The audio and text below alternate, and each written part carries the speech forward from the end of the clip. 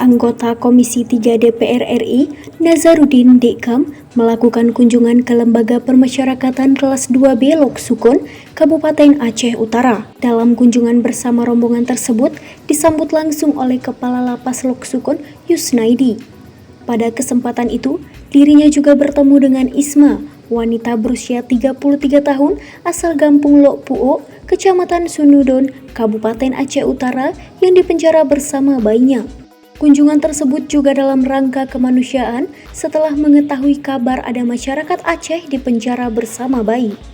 Dirinya juga sudah menghubungi Direktorat Jenderal Permasyarakatan dan Kantor Wilayah untuk memastikan ibu dari bayi itu bisa ikut program asimilasi COVID-19. Dekam juga pastikan tanggal 14 Maret 2020 Isma akan bebas, serta berharap ke depan tidak ada lagi kejadian yang serupa. Menurut Dekam, akan lebih baik ke depan aparat kepolisian hanya memberi peringatan atau surat pernyataan saja agar tidak mengulangi kesalahannya sehingga tidak langsung di P21-kan. Insya Allah akan keluar tanggal 14. Senin depan akan keluar ibu ini. Ya, kita minta dengan Pak Dirjen supaya masuk program asimilasi COVID. Kita harap cukup ibu ini kasus yang pertama, jangan ada lagi kejadian yang menyedihkan seperti kasus ibu ini yang ada anak bayinya.